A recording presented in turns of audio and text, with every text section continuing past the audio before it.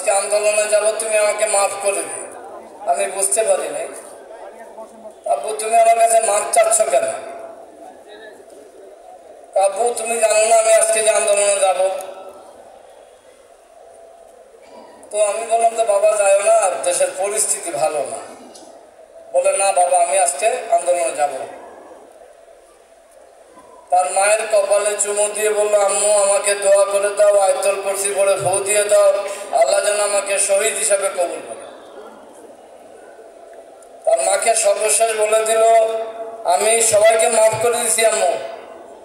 আমার সাথে যারা পড়াশোনা করছে, আমাকে যারা পড়াশোনা করাইছে, তোমার সাথে যাদের সাথে দেখা হয় সবার কাছে আমার জন্য দোয়া চেয়ে আমাকে মাফ করে দিতে বলবা।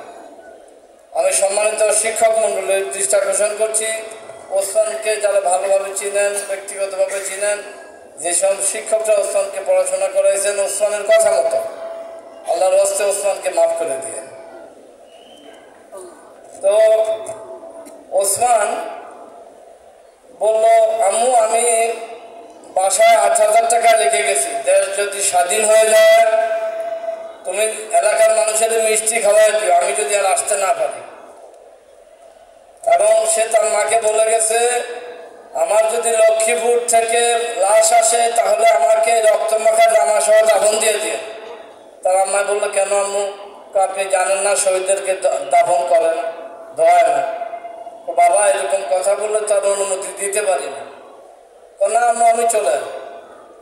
আসলে এই ওসমান মনে হয় আল্লাহর সাথে কন্ট্যাক্ট করে আসে, আল্লাহর সাথে তার সাথে মনে হয় চুক্তি হয়ে গেছে তো সেইভাবে যা। 1 মাস পর তার লাশ কবর থেকে উঠাইছি, পানির মধ্যে শোয়াইছি, পানি থেকে উঠাইছি। 1 মাসে তার শরীরের কোথাও কোনো জায়গায় পছন্দ ধরে নাই। 1 মাস পরে তার অক্ষত শরীর আমি দেখলাম যে মনে হয় এখন মারা গেছে, গরম শরীর, এই দাড়ি চুল সব জায়গা মতো আছে, কোনো নষ্ট হয় না এবং ক্ষত বিক্ষত। তার শরীরে প্রায় অগণিত গুলি লাগছে। আমি ডাক্তারকে জিজ্ঞাসা করলাম যে গুলি কিরকম লাগছে?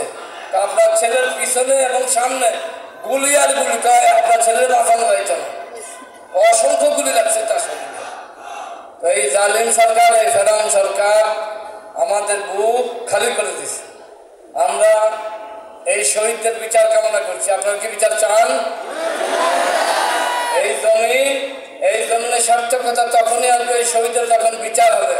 আমাদের চোখের সামনে খুনিদের যখন ফাঁসি হবে তখন আমাদের কলিজায় শান্তি হবে। আপনারা অনেকেই জানেন না, আমি সন্তান হারাইছি, আমার কাছে কেমন লাগে আমি সেটা কেমন, আর যাদের সন্তান গেছে তারাই বলতে পারে তার কাছে কেমন লাগে।